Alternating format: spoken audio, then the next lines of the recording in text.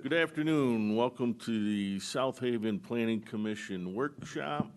This is Thursday, July 11th, and I will call the workshop to order. Luke, would you do a roll real quick? Clark Gruber. Here. Larry Heinig. Eddie Polk. Here. Mike Campbell. Here. Amy Nichols. Here. Bob Sherman. Here. Mary Hosley. Here. Janice Varney. Here. Tim Stegman. Here. Okay. Chairman, do we need to excuse Mr. Heinig? Okay. Kelly. Thank you, everybody, for being here. I spoke with most of you today, and some of you, when I spoke with some of you, we were planning to discuss the master plan first, and when I spoke with the second half of you, the plan had changed, and we are now planning to discuss the zoning ordinance first. So I appreciate in advance, I thank you in advance for your flexibility. It sounds like our team from Williamson Works has another commitment this evening, so doing the zoning ordinance first will allow them to jump in on 2 public meetings this evening. So Andy and Brad are here. They've got a presentation for us based on the feedback from the zoning ordinance workshop last month. And hopefully by the end of our discussion today, we will be ready to set a public hearing on the zoning ordinance at our regular meeting at 7 o'clock. And we've got about 50 minutes allocated for this portion of the workshop. If we don't need all that time, that's okay. But we can take that amount of time if you need it. That will give us time to take a little break, get us switched over to do master planning. We'll have about the same amount of time for that workshop, which will also give us a little bit of break time before we go into the regular meeting at 7. Okay, very good. So I'll turn it over to Andy and Brad. All right. Thank you, Kelly. So we do have a brief presentation prepared similar to what we did last month. After the last meeting, we made a handful of changes to the zoning ordinance that were requested by the Planning Commission. We'll walk through those with you. We want to sort of, revisit a few of the topics we discussed at the last meeting, most notably probably how we're dealing with lot coverage. I know that's been a significant question over the last couple of months. We want to make sure that we're all understanding this and on the same page and sort of moving forward together on that. And then, of course, we'll walk through the other things that I think, for the most part, are less substantive and generally reflect what you've asked before. And if there's any other questions at the end of the meeting, we'd be happy to kind of have that conversation. So one of the things that we did relates to, grade and how we're dealing with grade. So at the last meeting, there was quite a bit of, so there was a kind of a consensus that there was a lot of work done a year or 2 ago with respect to how we're dealing with building height that did not make it all the way through City Council, but there was a consensus, I think, that, the way that the proposed ordinance from that time defined grade was superior to how it was in the existing ordinance, which was the same as in the initial proposed ordinance that we put together. So the current definitions for average grade, finished grade, and natural grade have been removed and then replaced with the 4 definitions that you see on the screen here. So we have a definition for average finished grade, average natural grade, finished grade, and natural grade as 4 separate terms that are used in the ordinance. Those are right out of the ordinance that was prepared by the Planning Commission a year or 2 ago with respect to building height, and so we just added that right into the ordinance. So a couple of things on lot coverage. So we talked a little bit about how we defined it. There were a couple of small adjustments that we needed to make in the definition of lot coverage in terms of whether or not we're including, decks and porches and stuff like that.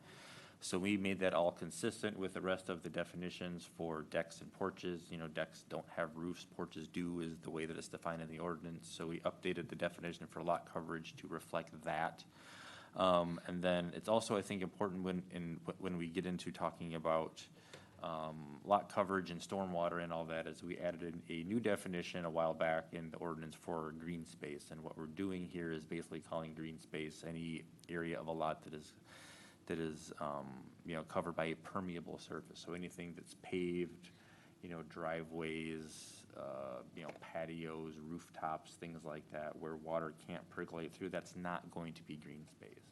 And so in the draft, as you've probably noticed, in each of the district chapters, we have a provision in there that requires some minimum amount of every lot to be green space.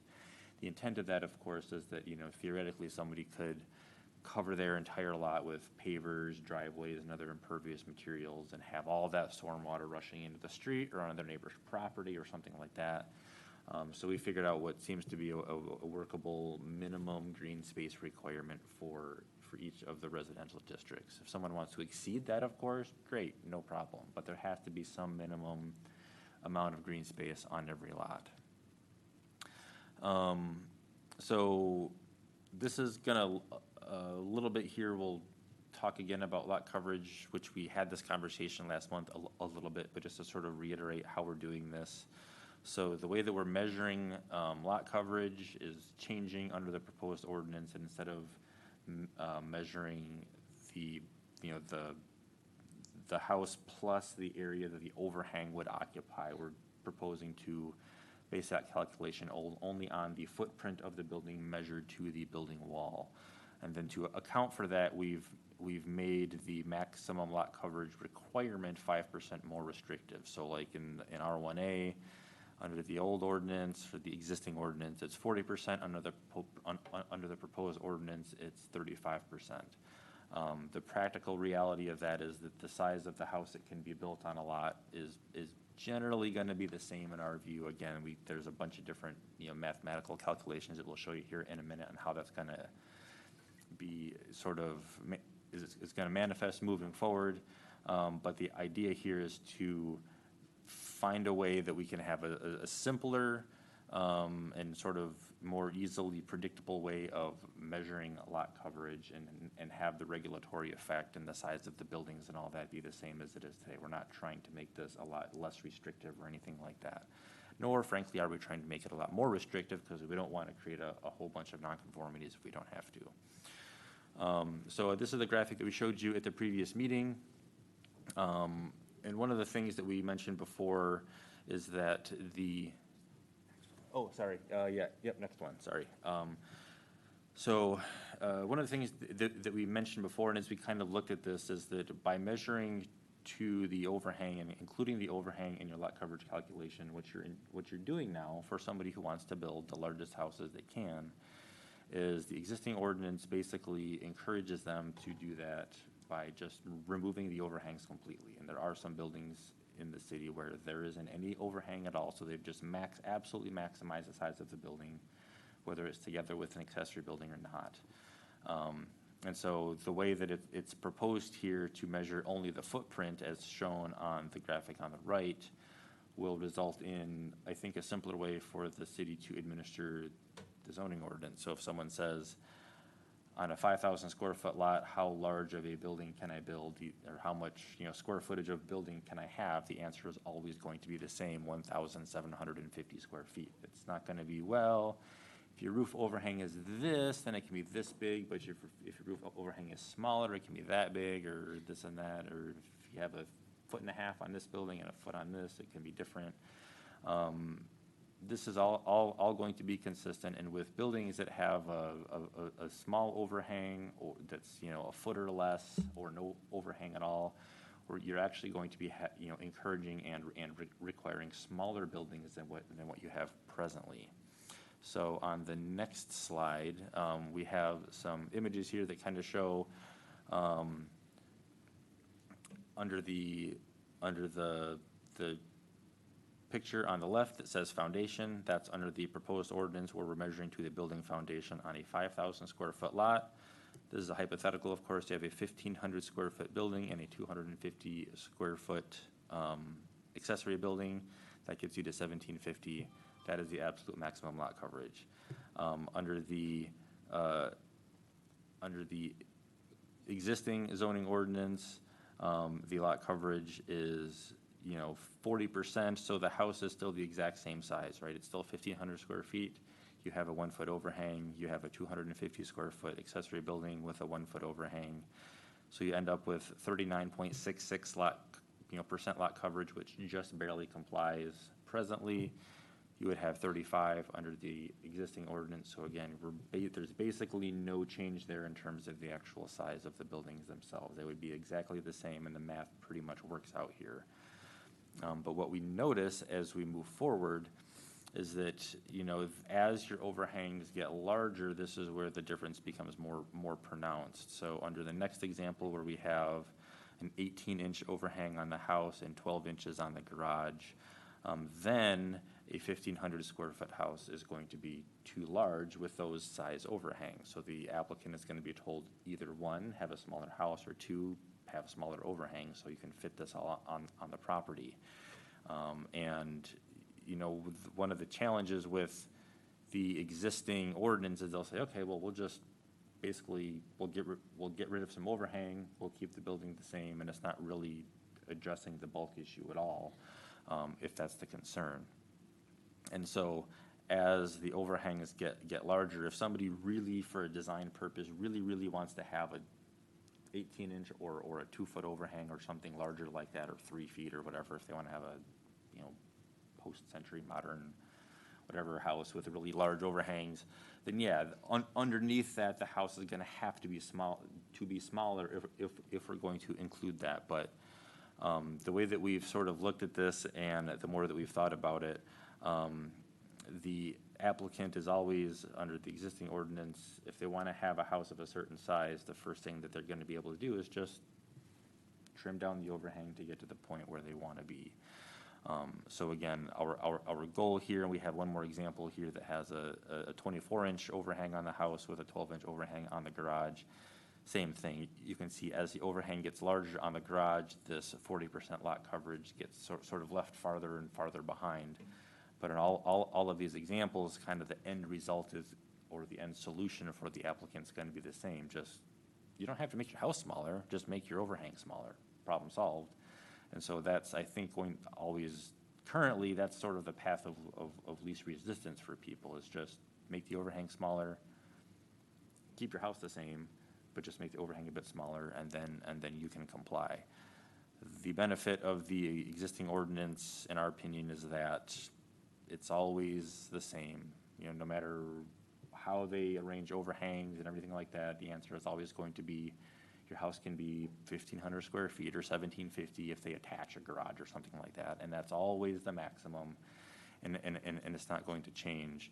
And if there are concerns about, well, the overhang might, stick out too far towards the side lot line or something like that, there are standards in there that were carried forward from the old ordinance that require, that minimum of 2 or 3 feet from the side lot line. So we don't have somebody, building their eave that goes, right up to or within a couple inches of the property line. That's not something that's ever going to be, acceptable under the existing ordinance.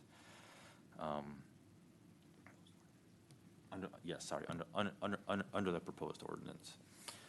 So, we provided a lot coverage example from the previous meeting where we gave you a bunch of different sort of sizes. Again, irrespective of overhang under R1A without any accessory buildings, you can have 2,000 square feet of building area. So again, to me, this encourages people to just eliminate overhangs or make them as small as you absolutely can. Then you can actually have a bigger building than you would be able to have under the proposed ordinance, right? You could have 2,000 square feet of building under the existing ordinance right now with no overhangs at all. Under the new one, again, we're being more restrictive in that sense, right? We say, nope, 1,750 is your max, but we don't really care about the overhang as much. And so the math kind of bears out the fact that when we look at this, again, trading overhang for building area to us doesn't seem to make a lot of intuitive sense if you want to comply. If we're concerned about the size and bulk in some of these buildings that might look a little overwhelming or feel very overwhelming on the street. The overhang doesn't really affect that too much, but if we're just saying, hey, just trade 6 inches of overhang for an extra, 30 square feet of building space, that is gonna contribute, I think, negatively towards larger and more imposing buildings, and that's what we're trying to kind of address here with the way that we've, proposed this language. This is the same slide as we had on the last meeting again, so we kind of put together a bunch of different scenarios here, measuring to the building wall. So if we're talking about, again, the buildings can get pretty big, and again, under the existing ordinance, the larger the overhang, the smaller the building, so the natural response for someone who wants to have a house of a certain size is just gonna be expand the building, trim down the overhang, and move on. And I think the simplicity of the proposed ordinance, I think, is a pretty significant benefit. And then, we couple that with the fact that we're being that 5% more restrictive in terms of the overall lot coverage. I think in the overwhelming majority of cases, we're not gonna see a huge difference in the size of the buildings themselves, unless we're talking about an extreme example where somebody has a very, very large overhang that they're just really, really married to for some reason. But I don't think we've seen anything like that in the last,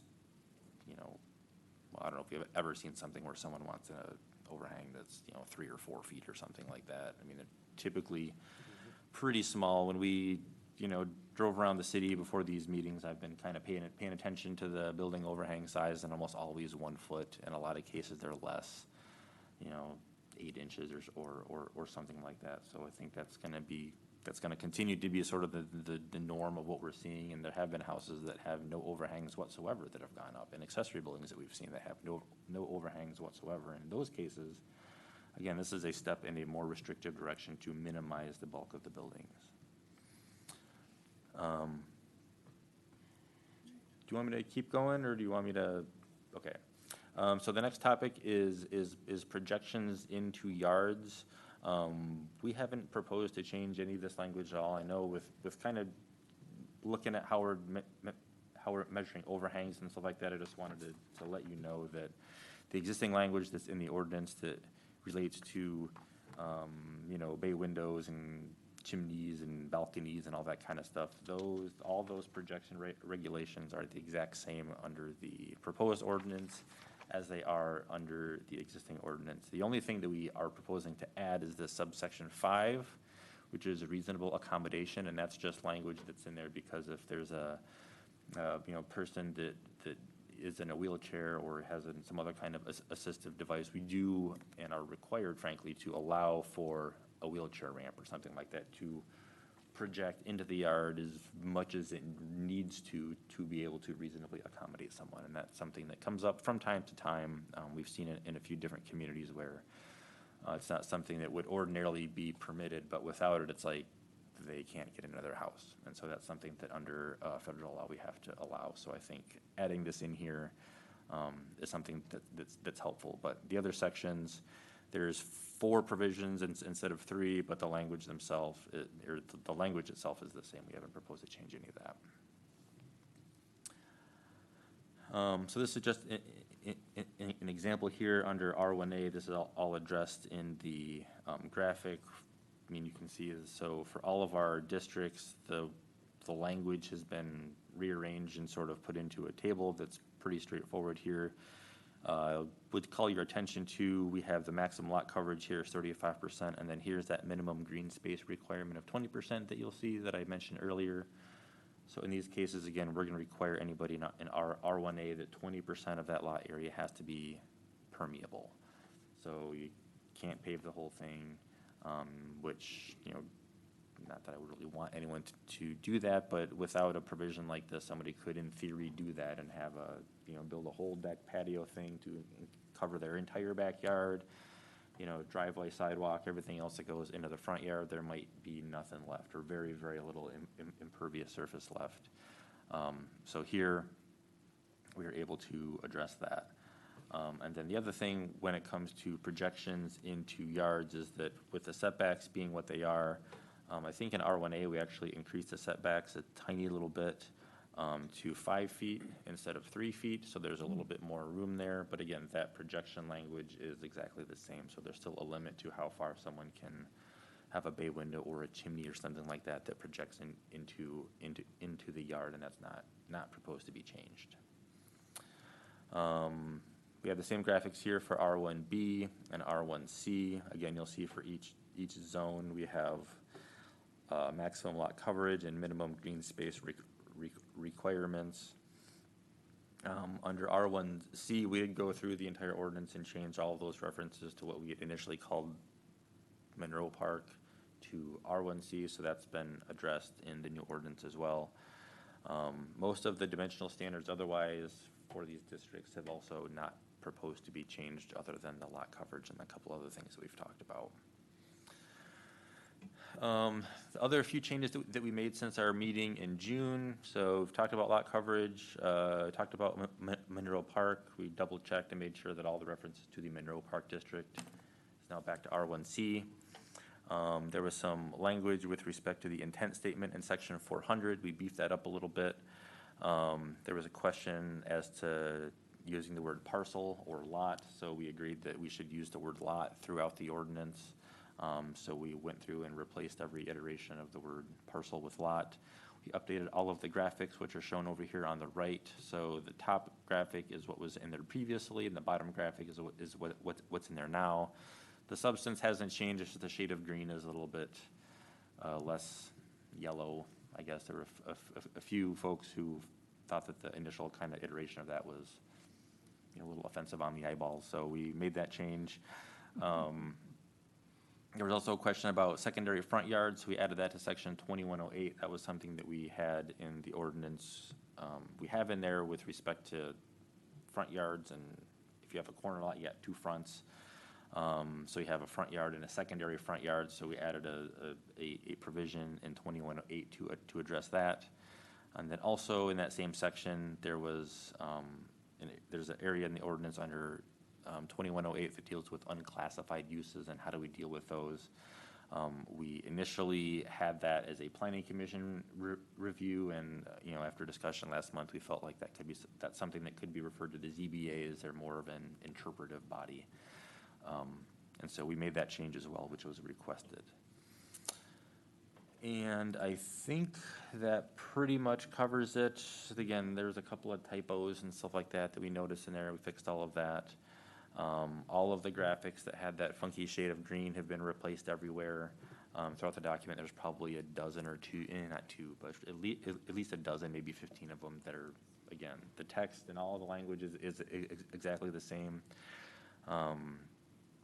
The only other graphic that was modified was that the graphic in the definitions under section 2112, I believe, that deals with corner lots and what the angle of the street is and all that. We modified that graphic a little bit to show what street has to be, meet that 135-degree angle and how that works. Otherwise, the rest of the ordinance is unchanged, other than, again, minor stuff. And again, we're happy to answer any additional questions that may have come up between now and then, or anything else that you may be concerned about. Our goal obviously is to get you comfortable with this and have this ready to move to a public hearing and eventual recommendation to the city council. So, Mr. Chairman, I will turn it back over to you for questions. Anything you want to add right now, Kelly? No? Okay. We'll get some commissioner questions or comments. I'll start with you, Bob. Small item, page 5. We talked about swimming pools last time and how there was a conflict in language. The graphic now clearly shows that swimming pool not included in the calculation, but that language was taken out of the text. It seems like it should be in both places, and adding that to the proposed definition of lot tech coverage, I think, would be a good thing. I don't have the It's page 5 in the packet. It's under the lot coverage Exactly. update page, yeah. And with figure 2.7. Yes, yes, thanks, Mary. I just think it should be in both places. I Oh, think people here. will look to the text. Yep, you're right, okay, yeah, we will adjust that too. We need to, we need to include the pools, I believe. Yeah. Thought we removed them, I thought, didn't, I Well, there was a conflict. thought we flipped it to go back to the original, because we proposed recounting swimming pools, I think we need to have a conversation about swimming pools. yeah. And I thought some commissioners were, we don't Mike, wanna go please. that drastic. Brett, your mic's not on. Yeah, I thought some commissioners felt that that was a very drastic change to flip that, because initially we had proposed to count swimming pools in lot coverage. Yeah, so under the current draft, the graphic is consistent with the definition, because it does not include uncovered patios and it does not include pools on lot coverage. So for now, the graphic is consistent. Now, if the planning commission were to, of course, Right, but don't you agree the proposed definition lacks the wording to exclude swimming pool from the calculation? And I think that absence is not a good thing. I think that's in the presentation on page 5, but if you look at page 44, it's actually in the definition of, Yeah, this Lot may have coverage. been the old, that wasn't Okay, I changed didn't out, see that, Mike, thanks. because, yeah, I thought we went in and did change that.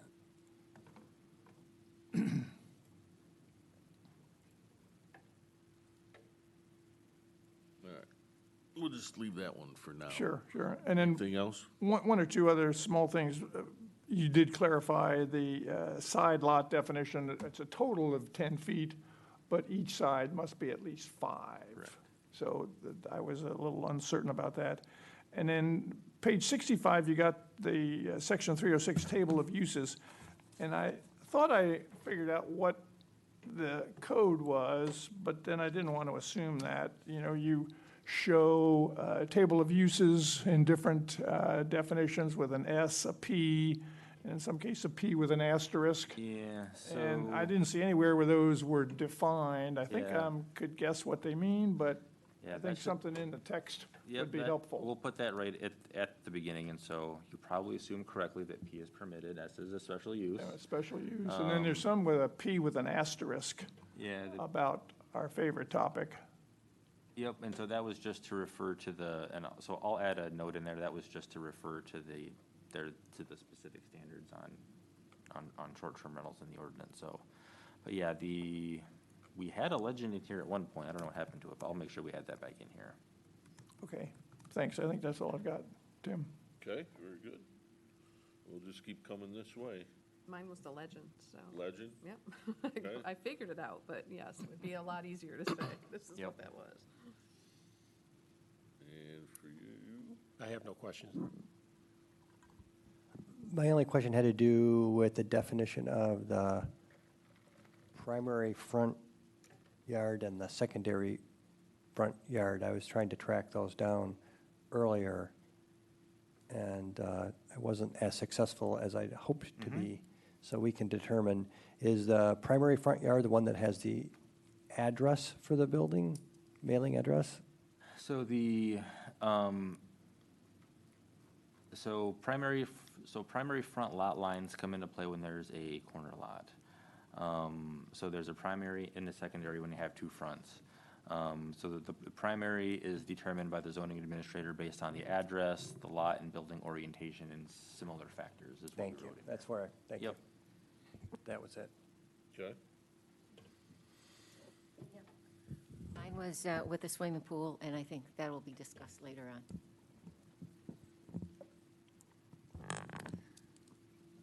So my comments are based on the master plan that says that a goal under residential development and neighborhood character is maintaining existing height and lot coverage requirements in identified neighborhoods. And I appreciate the examples with the different eave widths, but if you look historically at our homes, I believe an 18-inch to 2-foot eave is the standard character of the homes. And by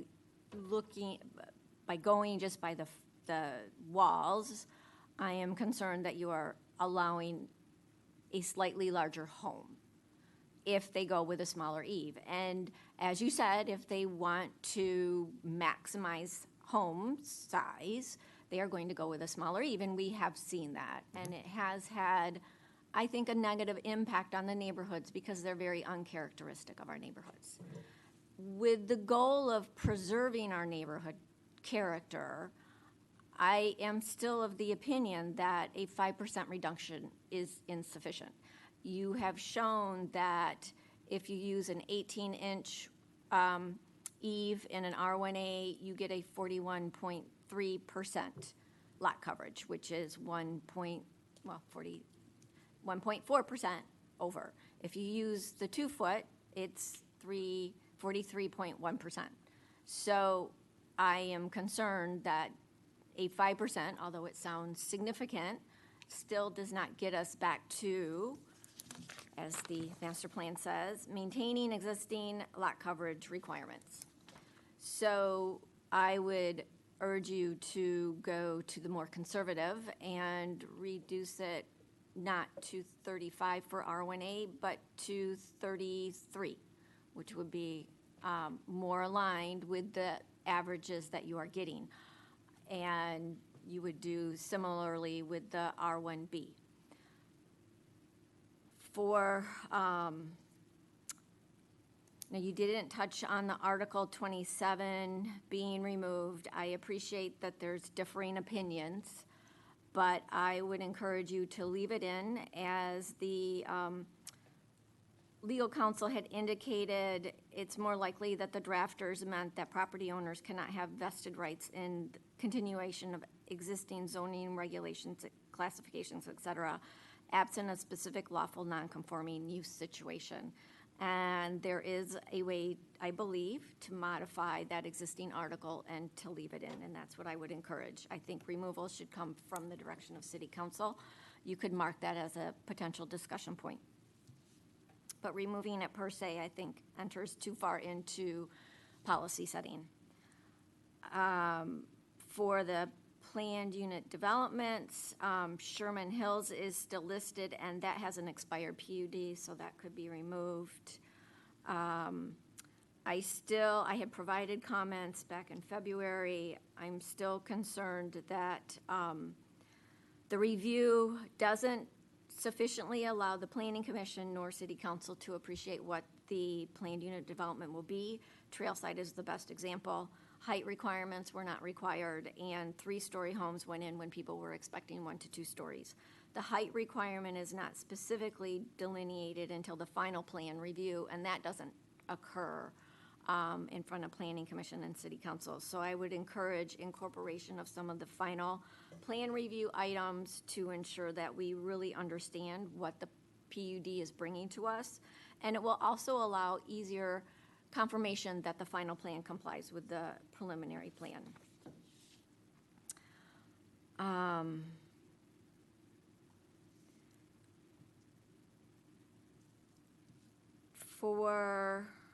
Let's see, I'm just going through.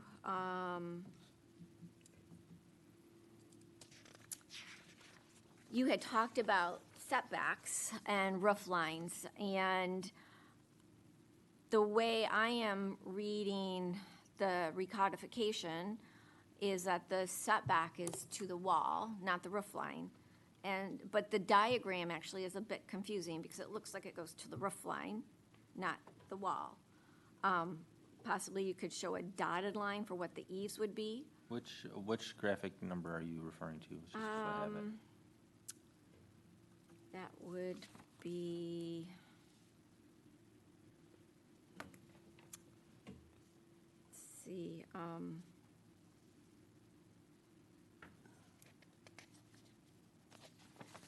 it's just kind of going through,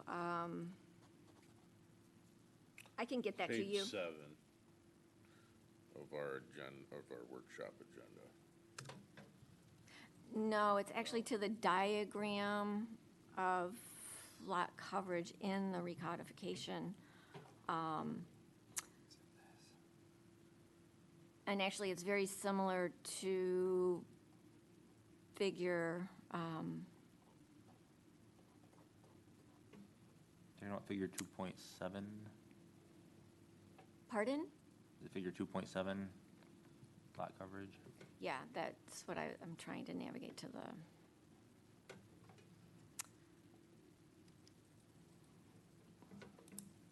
But it's just not clear exactly what is being included in the lot coverage with that diagram. Actually, 4.1, it's on page 4-2, would be a good example. So you have the white box Yep. going around, and that really looks like it's going to the eave, not to the wall. Yeah, I mean, with those, I fully understand what your point is. I guess, you know, the dotted line there is only intended to show what the setback is, not necessarily how it relates to the house. And I would be hesitant to show, you know, the house looking like it's, you know, hanging out over the setback line. I think that might be even more confusing. But- I guess would be my concern, and if there's a interpretive concern about this, you know, or a question, the text controls over the graphics anyways. Right, and so if you look at front yard definitions, if you look at the lot, it says it actually goes to the wall. It doesn't go to the roof line. So I am very concerned that we could have roofs very close to the lot line, much closer than I think intended. And so I think that warrants a little more discussion to ensure that if the setback is actually going to the wall, it takes into account how close the eave would be to the lot line. And I think it comes under the definition of the front yard, side yard. Right, yep, so those definitions refer to being measured from the lot line to the nearest wall of the main building. There is the general provision in Article 21, in 2106 that, I think it's in 2106. Yeah, so here we allow for, you know, those, you know, architectural elements such as cornices, sills, eaves, gutters, et cetera, to project into a required front or rear yard not more than 3 feet and into a required side yard not more than 1, and in no case shall it be within 2 feet of a property line. So I agree that that's how that reads, but we've thought about that in your old ordinance, your existing ordinance thinks about that too, and so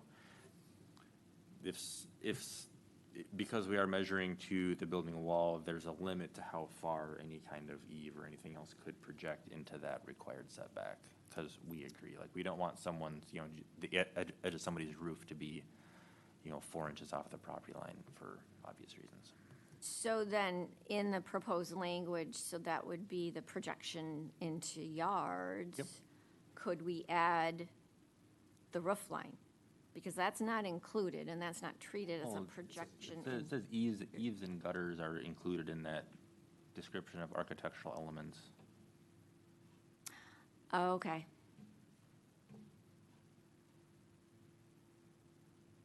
Okay. Thank you for that clarification. Mhm. That helps a lot.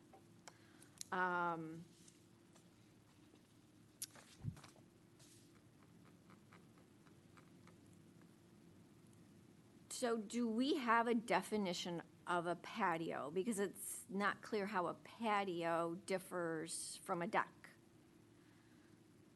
And we differentiate between patio and deck in lot coverage. So we don't have a definition for patio. I mean, we can add one. I mean, the thought is that a patio would be at grade. It would be flat on the ground. Okay. That's how I would because- probably define it just off the top of my head. Okay, because it's not uncommon for the patio to be complete cement, which is completely Right. impervious. Yeah, no, so and if your So- patio was, 4 feet off the ground, they'd probably consider it a deck Yeah. at that point too. Thank you for section 400 where you added the additional language. Thank you for incorporating that, but it wasn't exactly like I had sent it, and I had written it down exactly how I think it was Culvert had done it. And so can I resend that? Yeah, I can take a look at it. I still have it, so you don't Okay. have to resend it. I noticed that the CBD doesn't have the 3.5 stories added. Oh, and I think the PUD had 2, but 3 stories are allowed in PUD. So just check the heights. And one concern that's been brought to my attention, I had not appreciated it, was home occupation. So the way it appears now is it's by right. Previously, it was by right as long as there were no customers or clients, parking of commercial vehicles, equipment, trucks, shipping, receiving, storage of materials. And so by putting that as by right, it's removed the ability for the planning commission to ensure that the proposed home occupation doesn't have a negative effect on the neighboring. I think working from home, working in your office, that's one thing, but because it's so general, I think it has, with those safeguards removed, has too much of a probability or a possibility of affecting neighborhoods. Well, I guess, can I clarify? So we have, I Sure. mean, we've maintained the language in here that talks about no retail sales, no traffic, beyond what would ordinarily be. I mean, that's still in the ordinance. I mean, there isn't necessarily a planning commission, review type of thing, but again, the purpose of that is because one, in most instances, no one's even gonna think to come to the planning commission for this in the first place, and in our experience, when planning commissions have tried to require some kind of a home occupation permit for someone to do some, fairly minor activity in their house or something like that, it hasn't, it's been seen as being a little over regulatory. And so, you're right, home occupations are permitted by right. We do have the regulations in there, so if the city does see a huge increase in traffic, or there's retail sales out in someone's house all the time based on their home occupation, if they're making, I don't know, t-shirts or something, there are still the regulations in here they would have to comply with, and then there would be an enforcement action that the city would have to follow up with and get that taken care of instead of it having be a planning commission decision. But having it be put before the planning commission, then the burden is on the person wanting to do it. They would have to pay a fee to come in front of the planning commission, and it would be clear what was or was not allowed. Pushing it on enforcement, we're already overburdened with enforcement. Enforcement is extremely labor-intensive, and it takes a lot of work to establish a violation, and then you have to go to court, and you've got attorney fees. So Right. this makes it more easy for violations to continue. And I'm just concerned that that change, although they are in there, the burden is being put on the city to monitor versus being put on the person who wants to do it. Yeah. And, yeah, people working out of their home, I don't think that applies, but Right. just, I mean, I understand. I would also say that even if someone gets approved by the planning commission, that doesn't mean they're gonna comply. I mean, there's always you as a planning commission are always taking a leap of faith when you approve someone to do something, that they're going to follow through and do the thing that they say they're going to do. So all the enforcement challenges are still there moving forward, because you can approve someone to conduct a home occupation with these conditions. And then if they don't follow through with that, you still have to establish that there's a violation. You still have to send a letter and say, hey, you've got 30 days or whatever to cure. You still have to follow up, you still have to go through all of the proceedings, and to me, that's all still there with or without a planning commission decision, and the zoning ordinance regulations are still there with or without a planning commission decision. Yeah, that, And my concern would be that your planning commission meetings might get a lot busier if everyone that wants any kind of home occupation has to come in here, because I'd also be willing to bet that you have a large number of home occupations that have been conducted for months, years, decades, that have never once set foot in this building or in front of the planning commission for any kind of approval or permission, and again, and this is just based on my experience. Of course, the city is free to do whatever it wants, but when we've discussed with clients the possibility of having a planning commission review of this stuff, it's just been, again, those concerns have kind of led them to the conclusion that maybe this isn't something that the planning commission needs to be dealing with. Like okay, I don't mean to cut you off, but I'm causing some time, and Mr. Campbell hasn't had a chance to talk. Just a couple of things. So I had submitted comments on the Clear Vision. I'm concerned with the way it was remodified, and I'll just resubmit those to you. And I do know that there's a big concern about the sign ordinance not being clear about what permanent signs are. And it's my understanding, Kate and the city attorney were working on what permanent signs would be, and it would be, this is to resolve lack of clarification, and it would be good to get that incorporated into this document. Thank you. Just to reiterate on Central Business District height restriction, it is something that I had talked with Kelly about, and I know she had said that this commission needed to discuss it, so I assume we'll probably have a discussion today about the story limitation and whether it should be part of the new regulation. Last time, I had also asked about several of the ordinances that you had suggest being removed because they didn't belong in zoning, but rather in the code. Yep. And I had suggested to Kelly that we might get a list of all of those that you had found of similar nature that weren't listed in your memo, so that they could be given to the city council to determine whether or not they should create a code of ordinance. I don't know if you've gotten that list, and if it is something that's been compiled, if it can be shared even with the planning commission. Yeah, there's only a couple of them that are addition. Yeah, okay. It would be junk and like junk cars and okay, blight and stuff like that. There's only a couple. Thank you. And then on to the Article 27, just to piggyback on what Mary said. I think your major concern was that it was ambiguous and it could lead to some ambiguity in terms of legal non-conforming uses.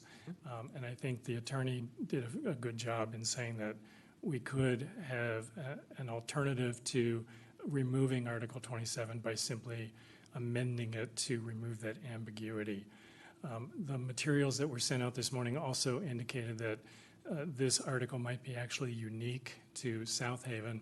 However, I did a Google search, typing in about a third of the article, and there are at least a dozen other municipalities and townships in Michigan, and it seems like it must be unique to Michigan, where the same vested rights article exists in their zoning ordinance. So there must be some reason that was apparent at the time when these municipalities, including South Haven, put it in.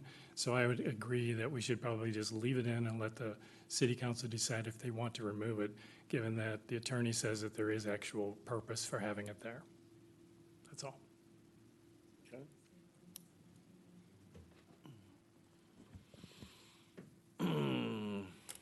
I just had one small item, and it's in reference to page 14 of our agenda packet.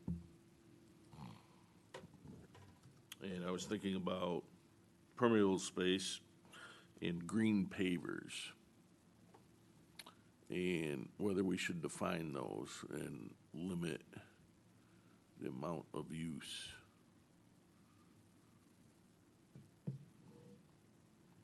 So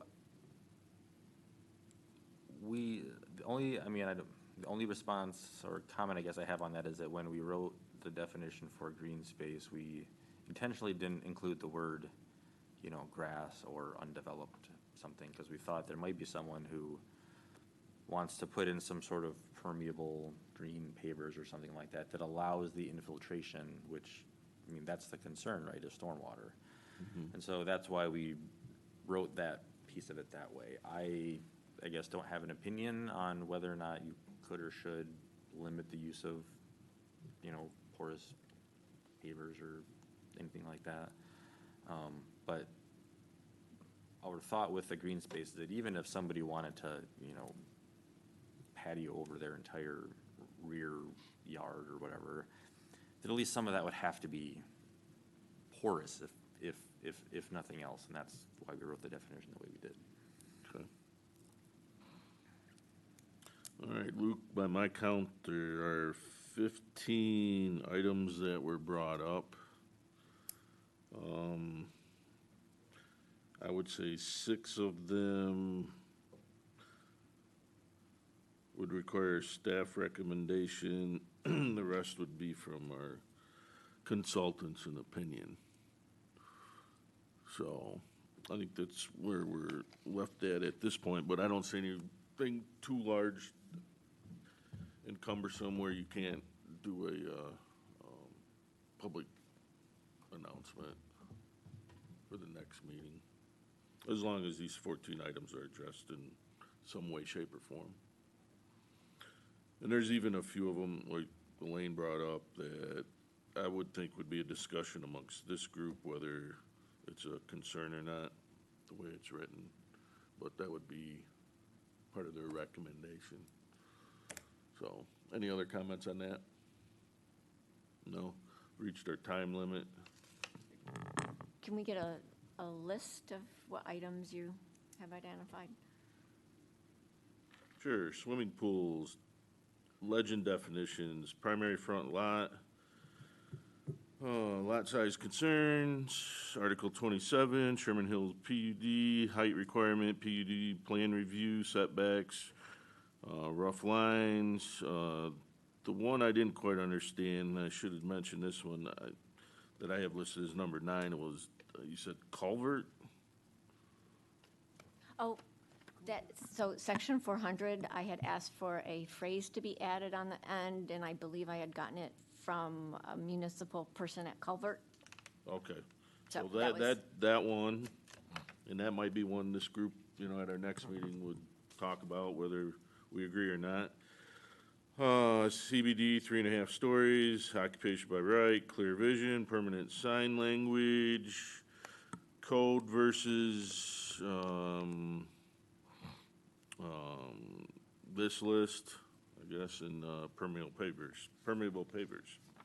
Those are the items I have.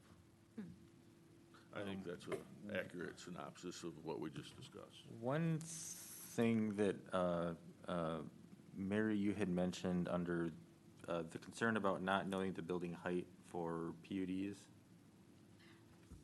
I think you had included 2 stories, and it's 3 stories in PUD. Well, no, I was, I think the I don't- comment, and I Oh. remember this from before, was about how we're not asking for building height to be included in the In the- preliminary PUD. We did add under 1811, A8, item A, including the area and height of these improvements. So in our list of PUD things, we did ask for the height of those structures to be included as a preliminary PUD, not waiting until final, so we did attempt to address that one. Okay, I so- didn't want to cut you off earlier, but I wanted to mention that. Yes, and I actually had highlighted that, but I knew I was taking too much time. Improvements seemed like an odd word to me. I'll give you my comments. I said development as opposed to improvements. I can share. All right, so you can send that to them, and then, like I said, those are the 15 items we need to address in some way, shape, or form. Some, I believe, are staff recommendations, others will be recommendations from them, and then a few trickle down to further discussion amongst this group, whether we think they need to be included or not. And unless there's anything else, we'll, Mr. Chairman, would you like to have a workshop about the zoning ordinance at the next meeting as well? not really, but we can. We'll do it again, okay. I think I'm busy. Yeah. All right, and then, thank you, gentlemen. Then we'll take a short recess where we start up with Marcy. All right? Thank you. Yep, thank you. So we got 5 minutes.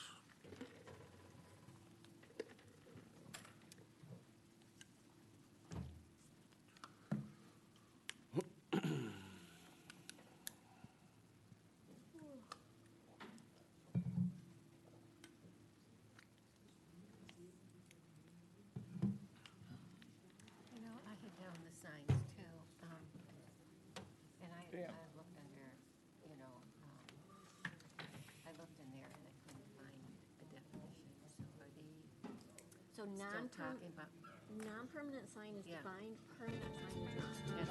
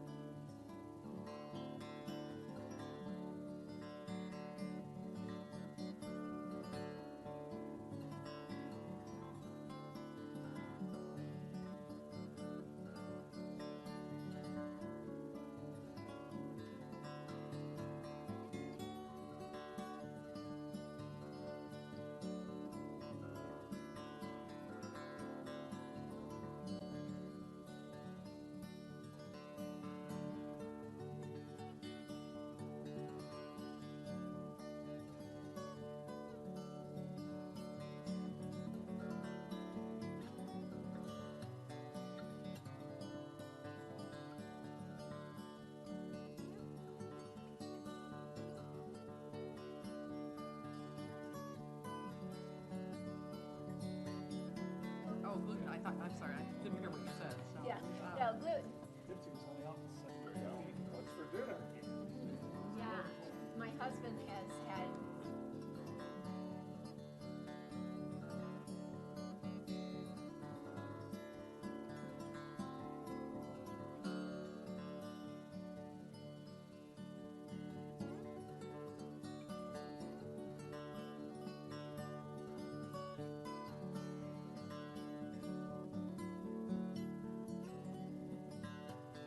bread is gluten-free, and that's pretty good.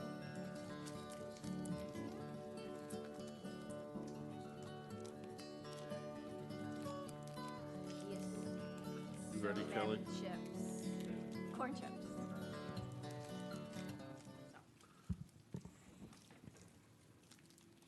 Wait for Bob to get seated. Yep, good, thank you. I want to throw your mics back if you're eating. All right, so workshop's back in session, and go ahead, Kelly. Sure, thank you. So now we will begin the master planning portion of our workshop, and Marcy Hamilton and Becca Schrag are here from the Southwest Michigan Planning Commission tonight. In your packets, you had some results from the community survey as well as some goals and objectives. And I will not say any more, and I will turn it over to these fine ladies. Right. Neat.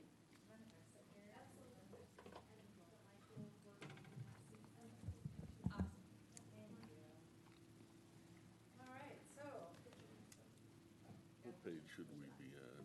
There you go. How's that? Okay. Fun. So first of all, great response on the survey. For any of you who thought that older folks would not take an online survey, I think they proved you wrong. Just 1 second. Everybody should be on 245 of their agenda. So we had a really good response to it. And thank you, Mary. She went out of her way to even get more responses. And I don't know if any of the other ones did also. If you did, thank you, because it was a really good response, I feel like, for a community survey. So, so we sent you, because we closed it at the end of the month, as you know, and Becca hurry up and got some of the statistics together for you to look at. We focused on resident answers, so that was 405 of the respondents. The non-resident one is now done. It's 88. We'll send that to you too. 88 responses were non-residents. So we'll be sure to get that to you. She's now done that. So we have that. I guess I'm curious to know if you've looked at it, if you have any comments or thoughts or anything that sticks out to you in terms of what we've learned. I think you might have answered this question. However, were the residents or the non-residents self-proclaimed? How did you determine that? I mean, they just told you that. You didn't ask for addresses or anything. Did not ask for addresses. It was just an answer to a question. So. And they did the same survey, but did it then split depending on how they answered the one residency question? They answered all the same questions. They answered one extra question saying where they were from. Most were from South Haven Township. Some from Casco. The majority was South Haven Township, which makes a lot of sense. A few from Geneva, a few from Casco. But And if I remember correctly, I think it also, do you live here, do you work here? So if they didn't say live here, then they would be in the other ones. right. Okay, Yep. thanks. So they either don't own property at all, they don't, they don't work here or anything, or they just are in their neighboring communities and wanted to have a voice. So this would include everyone who either lived here, owned property here, worked here? The results that you have include the first 3, so it does not include people that live outside of the city and own property or businesses. So we put those in with the non-resident. Okay, that's what I was wondering where they went. Got it. So that would be question 2? Right, and for people, that's on page 281 of the agenda packet. Thanks for that clarification. And we could do it differently. We can run it with including people that own property and run a business, because they do pay taxes here, I guess. We could run it with all of those, and then just leave, I don't live or own property or work or anything in the city, as separate, if you would like to see it that way. No, we can think about that. Why don't you just keep going? Okay. Any other questions or anything that's kind of stuck out to you guys in terms of any of the results? And really, the results from the non-residents ones, looking at them briefly, aren't that much different. Maybe just some more like no opinions, or maybe a little bit stronger on some of the preservation stuff, actually. But not a lot of difference. Marcy, I know that we have plans to talk about some coastal resilience each night, but I also know that housing is an important topic, and it's something that we will be spending more time on as we go through the survey. But I was a little bit, I wouldn't say surprised, but I think that some of the community responses to some of the housing questions I found interesting. And I was interested in hearing Planning Commission feedback on those items in particular. Yeah, I agree with you. I sensed like hesitancy for people to say, yes, let's do this, whether it's ADUs or a number of the other topics. And it was, in my mind, it's like, okay, I'm curious, why are they hesitant? I think that's a really good question, and that would be something that we could build on going forward as we schedule public input. Yeah. In contrast, however, and sitting normally there, evoking the spirit of Mike Neese by pointing out in question 14, the most important topic among the respondents, 66% rated most highly the building design and neighborhood character. So maybe there's a relationship there, and they're concerned. Yep. It was the highest. Yeah. And they know Ryan is coming on housing. I was planning to talk about Okay. that tonight, yes. Okay. So let that cat out of the bag. Go ahead. Sorry. No, good. So, so obviously, survey results, we get you the other set of them, so you can look at those also. Kind of what we were hoping to do tonight is a couple of things. One, I need more discussion on these that you'll want to have. 2 is to start a discussion on what we want to do in terms of a public, another public in-person kind of opportunity. In our original timeline, we said we would do it by early July. That's not happening, obviously. I think that's okay. Timelines, the best laid plans, sometimes don't always work out, and we'll still fit it in if we want to do that. And that might be an opportunity to ask some of these deeper questions about like what is, some of the thoughts behind some of these answers. So one is talking about what we want that to look like and when we want to do it. And then 2 is start thinking about goals and actions in the master plan. And based on, the coastal resiliency chapter, any of the demographic stuff, the survey results, what things may be missing from your current goals and want to be added. I've got some notes on that we can talk about. And mine are mostly focused on the coastal resiliency and the natural features type stuff that we've been working on for you. And I thought that's why I was going to bring up the housing thing, because we may want to wait a little bit to get really in the weeds about that until after you meet with Ryan Kilpatrick, who is scheduled to come next month. So I thought it would may be helpful to have that discussion before we really get into that here. But I'm open to whatever you want to do. I just wanted to kind of lay that out so you know that's coming, and it might make more sense to do it that way. So any thoughts about that or questions? We'll wait. Okay, all right. So I'll start off, unless there's anything more people want to say about the survey before we go to the goals.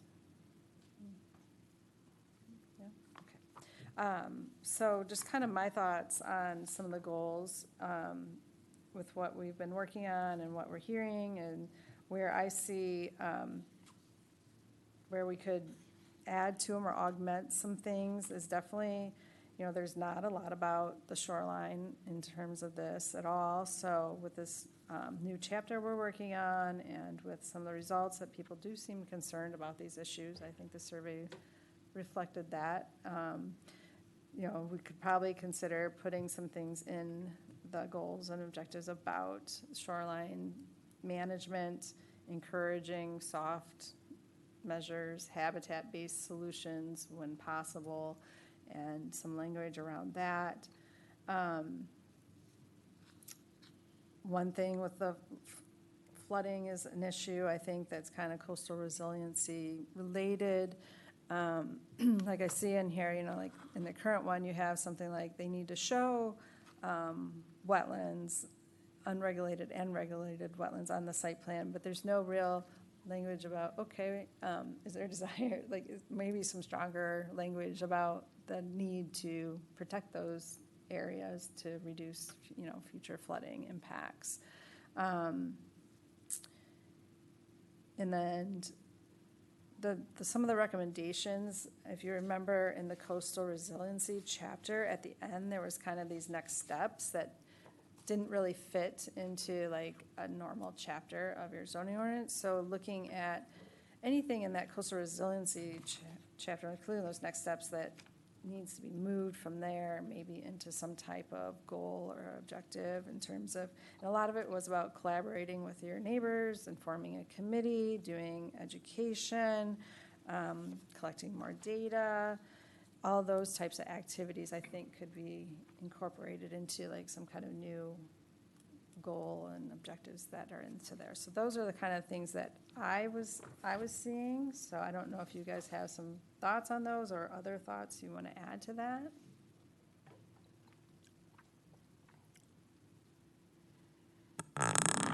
So for coastal resilience, I had reached out to Tyler from MSU Extension, and he sent me some information. And today, because it finally got to the top of my list, I sent some information to Kelly that she could distribute. Just Grand Haven and Chickhameen Township. Yep. Township. They've done some ordinance work. I really liked what I saw in Grand Haven. I haven't looked at their master plan to see how we might borrow from their language. Yep. I'm a strong supporter of if somebody already has done it and we like it, let's use it. Yep. And so am I. In fact, I've been working with the city of Bridgman, and they're looking to adopt the same ordinance that Chickhameen Township has in terms of how they're handling the shoreline armoring issue. Right, and I understand that armoring is on the south end of town, but as things change on the north end, I just really want to have strong enough ordinances, which need support in the master plan, to do what is right in the long run and not a quick fix that has unintended consequences like the armoring has done. Yep. And he definitely pointed you to the two kind of leaders, I think, on this side of the state that are working on these issues, so it's great. Also, Chickaming, I'm not saying that correctly, You are. possibly. Okay. They've been doing this for a little while now, so they have vetted a lot of these things and sort of cast them out and tried them. Yep. And I think we could really benefit from that a lot. Mm-hmm. They seem now to be kind of an old hand at it because they've been doing it enough and they can see where the problems lay in the past and how to correct them. Yep, that's a great point, and that's something we looked at because I was working with another consultant who specializes in coastal resiliency. She's out of California, but she does a lot of work in the Great Lakes and with an engineering firm. And she couldn't say enough good things about what Chickaming Township's approach was. And she said the same thing. It's been in place now for a while, and it seems to be working. So she was like, why create something new when we can just use something that's already been field tested and is kind of there as an example. So I agree with that. And with the work that you're doing with Bridgman, have you learned even new, better ways that could be brought here? Yeah, there's some other things that they're doing in terms of clearing of, they're a little bit different because a lot of the Bridgman's shoreline, I'll just give this caveat out, is critical dune. And so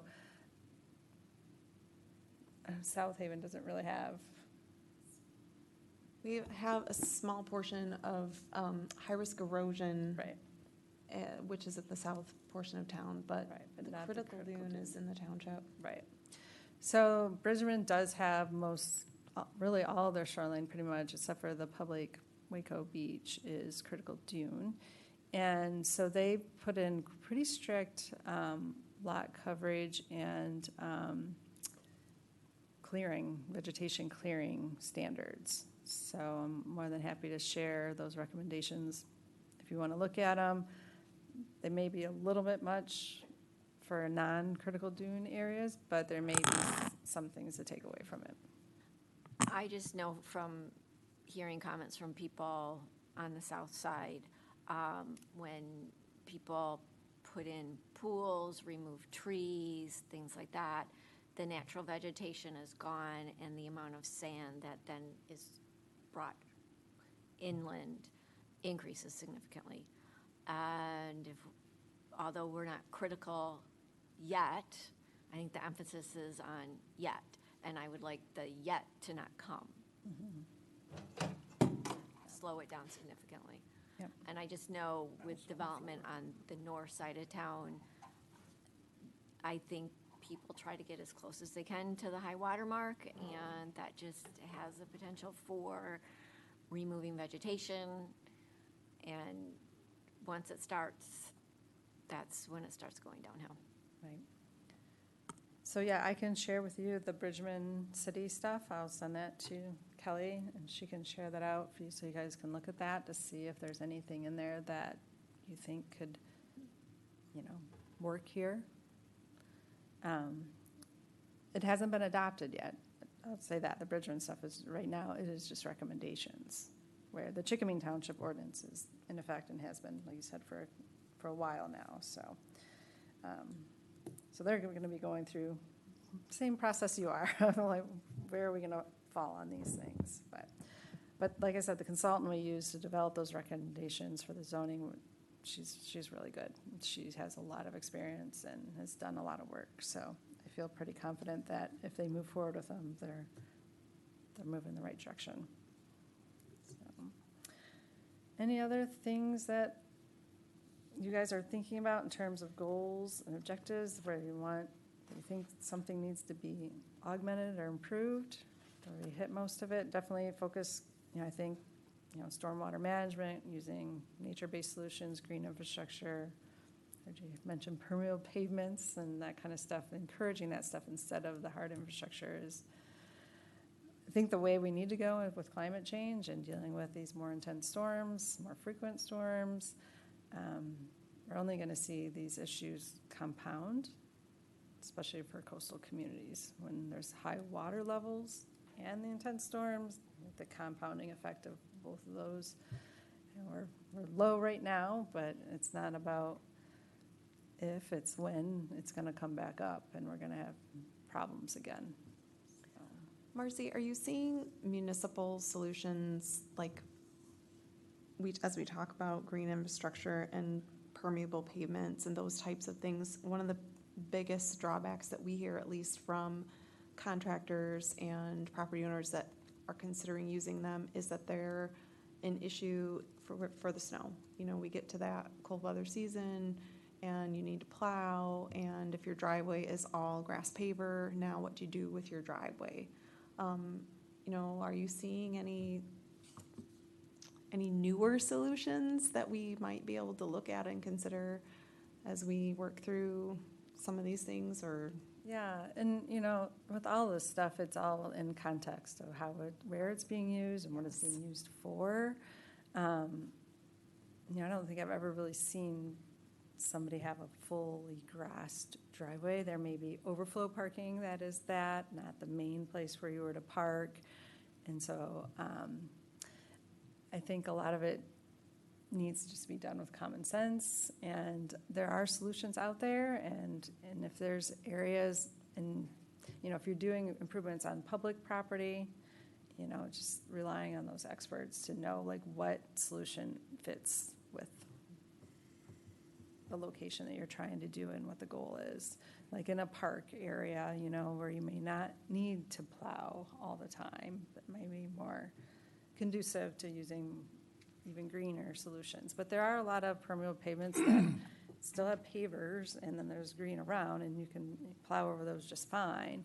So there's solutions for all the different kinds of uses, I guess, and those are pretty readily available. And most of the newer engineers are more, that's one thing I feel like in Southwest Michigan we've lacked over the years, as engineers that have been trained with this stuff, and now we're seeing these newer engineers, younger engineers that come in with this training that they've got in school now, and it's becoming more accepted, and they understand what types of solutions to use, and depending on what the context is. You know, Martha, it'll be really interesting to see on the south side, because we're all built up with our revetments, and what was it? It's a disaster. But what I noticed is that, okay, the water's going down now, but when it was coming up, then people would keep adding to their revetment, and so it would extend out longer or further out toward the lake, and people were not able to access the beach by the shoreline. And so I think as we continue to look at that, what do we do with these hard revetments? And do we continue to allow them, because they're trying to save, of course, their property, to keep building out? And, you know, and I know we have to look at that, the line, you know, where people walk and everything. But I just see that as a problem on the south side. Yeah. Right. Yeah, and that's interesting. I don't know if, I'd have to look and see if the Chickamine Township ordinance actually addresses the existing, because they have existing too. I have to double check, because I think it may only apply to, you know, people adding more, you know, along the coastline, not adding to it Yeah, right. the other way. I'll have to check on that. And for the different pervious type material, so I've seen two situations in town where they've used crushed rock. And what made me think of it was Kelly's comment with the plowing. So I think the curb lawn part is crushed rock, and the larger parking area for multiple cars is crushed rock. And after this past winter, the curb lawn was covered with crushed rock. It was in the gutters. It was just really messy. And my understanding is it's very noisy, so it may be pervious. But if you're next to it it's dusty and noisy, so if you have multiple cars coming and going, it's very, it's not very amenable for a residential, calming situation, Sure. atmosphere. Yeah, and it's not very green really either. You don't get the added, I mean, a lot of times those get packed down and they can be almost as impermeable as a concrete or a pavement. So whenever you can use the power of plants and roots, that is usually better for infiltration than a crushed stone or rock. So that's another aspect too. But as you're making recommendations, if that could be kind of kept on the back burner to help us address that, that would be appreciated.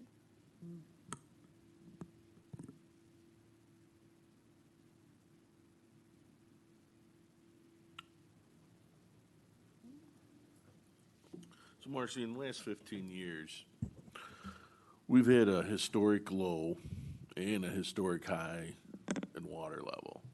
And quite a bit of that's controlled through the outlet down through Chicago. But we're also experiencing more rapid runoff from non-pervious areas, not being filtered and filling up the watershed quicker. Plus, a lot of the farms, compared to 100 years ago, the soil is actually dead. They're farming through putting more fertilizer on it, but the soil microbe activity is just gone. And that's where a lot of water gets sucked up. It's not getting sucked up anymore. So my question, who can forecast it, but do we foresee hitting that high water mark again? And if so, my question would be, should we be considering what are we going to do with our water plant and our wastewater plant so they stay operational? That would be on my master plan, is how do we protect those assets? You mean physically can protect Yes. them from high water events? And I know the city has been looking at some options for that, and some grant funding, seeking out grant funding for some of those measures, right, Kelly? Because when it comes down to it, there's 4 things we really require from this city. And it's not lifeguards, it has nothing to do with short-term rentals. It has to do with giving us drinking water, taking away the wastewater, giving us roads to drive on, and some fire protection, police protection. That's the real important item. Well, those are the real important items. Yes, and so while the Department of Public Works is responsible for maintenance of those facilities, I think that given their location on our waterfronts, the Lake Michigan and the river, I think master planning to protect that infrastructure, including language in our goals and objectives to protect that important infrastructure, is important. And then one other one I had, the boating industry and our enterprise fund for the marinas is important to our bottom line. And we're required to dredge on occasion. And with the buildup we've had all along our riverfront, it's become less of an opportunity to remove dredge spoils unless it's done out through beach replenishment. And I think, and I've talked about this before with Harbor Commission, from the boat launch ramp up onto the little Dykeman tributary creek, we should think about putting in a wall and making that an area where the barge can come and offload dredge spoils. So that would be another thing on my master plan.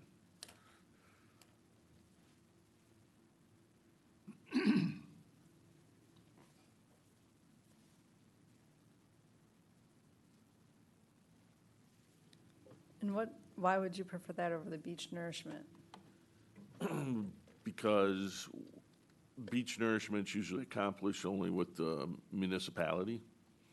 But when it comes to the individual slip owners, they can't get in on that action.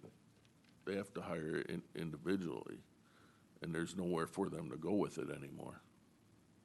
So you're gonna wind up with a bunch of private docks that silt in. But the city needs to be the catalyst and say, hey, here, we've got this spot. You guys can all contract, they can bring the barge over here, offload, so it can de-water.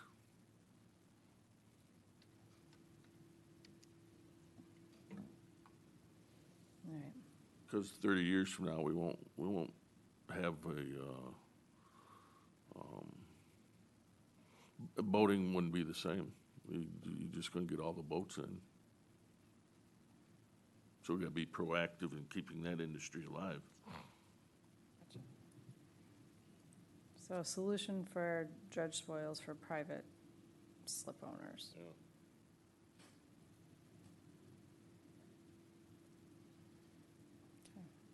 Yeah. Got it.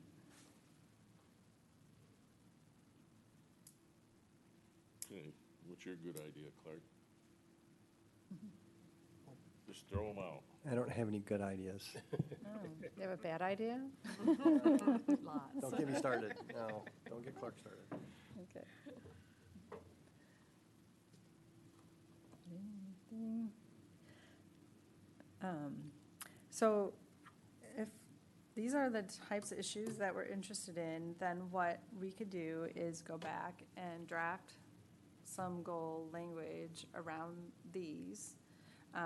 Looking, of course, looking at Grand Haven and Chickawing and those types of leaders and modeling it after, like I said, why recreate the wheel if they've already got language around these that are stood the test of time because they've been at it for a while, and model it off of those and come back with a list of additions that we could look at.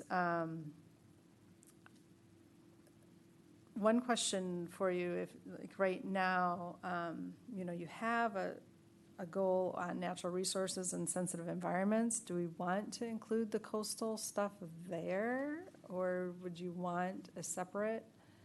Do you have any opinion on that, or just want us to take our best stab on it? Or? Yeah, wherever you think it best fits.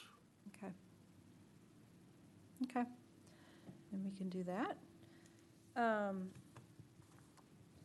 So then, the last thing I wanted just to talk with you about, and maybe you'll have time to scarf down some more pizza before your meeting, is this, and we talked about holding an open house. And so, as we talked about, like next month, Ryan is coming to talk a little about housing. I think it would be good for you guys to kind of get through that discussion too.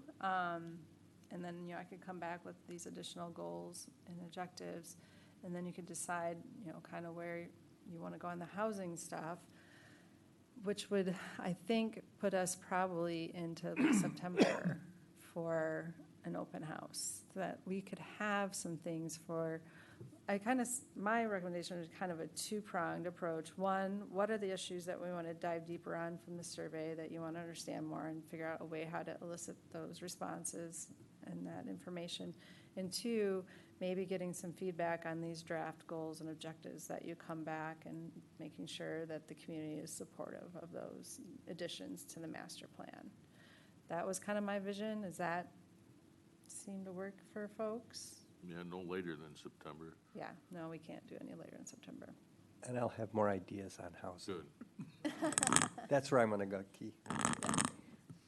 For the goals that we have right now, is there any opportunity to go through and identify some that have been done, some that we don't need, some that just need to be changed? Absolutely. We could set up a, How's the best way to do that? probably in a workshop, I would guess. I mean, it'd probably be helpful if you guys were to review them. It's kind of homework, right? And either send them to Kelly, and then she can get them to me. And then we could come back and have a discussion at the next meeting around that. And that brings up a good point, and this is a question I asked last time we did this. Quite a few items on the master plan that probably we'll never do. And I said, well, why don't we take them off? And it's because if we ever go for a grant, it may be helpful that the idea came up at some time and it's still on the plan. So it was really recommended not to remove things that have been on there for 20 years that we have no intention of doing. I think there is some good thinking there in that if it's truly something that the community thinks it might pursue, it is good to keep it in the master plan. But if it's something that is really an antiquated idea that at this point in 2024 through 2030 or 2035 that the community is not ever going to think about or envision us applying a grant to pursue, then my personal opinion, my staff recommendation would be that we don't need to leave it in the master plan. And if it's still in there, and this is one I'm thinking of right now, maybe Luke wants it, it was a community weightlifting room in City Hall basement. Okay.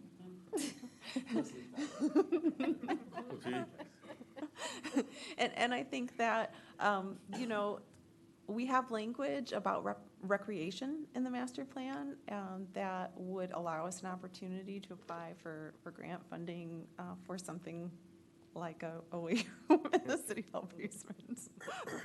Well, but I just wanted to mention that because, you know, Mary did say, you know, there's some things we could take off, and I wanted to cushion that a little bit with maybe not. Yeah. Maybe not. Yeah, but- takeoff means exactly what she said, antiquated, and really, we just, Even if there was grant funding, you wouldn't do it anyway. Right, right. So, It yes. just- Yes, we have bigger fish to fry. we do. Yes. And towards that end, to help us gauge with goals, when is that going to be a community meeting with Ryan, a workshop, or? So Ryan Kilpatrick is coming next month, and he will be doing what is intended to be very targeted work with you all, with the Planning Commission, to discuss housing. And it will be obviously open to the public, but it's not intended to be like a town hall. Ryan's come to the community 2 or 3 times over the past couple of years and given presentations.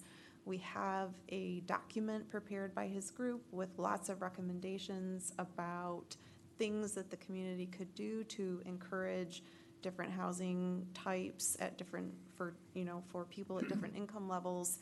And the intent is to drill down a little bit more on that with you all and see if we can get some more targeted information about where you might like to see some of those types of housing typologies, lots of type there. So given the analysis that we already have and the survey results, where do we want to go from here? Would that be a workshop on our August 1st meeting then? Yes. Got it. So not to complicate things, but given city council has a housing priority, I mean, would it be useful to have a joint meeting?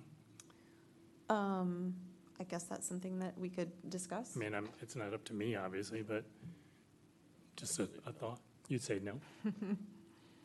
Then I retract. Not yet. Okay. All right, what else we need to do? That's all I had for you tonight. Well, thank you. So, thank you. And I appreciate you guys' time, and we'll come back with some recommendations on that. We'll get that to you, and we'll come back in August to be here for Ryan and listen to that discussion and make sure that we're capturing that and getting those issues into your master plan too. So, Okay, excellent. Thank you. Anything else? Nope. All right, we're going to adjourn this workshop and be back at the sound of the gavel at 7 p.m. for the normal meeting.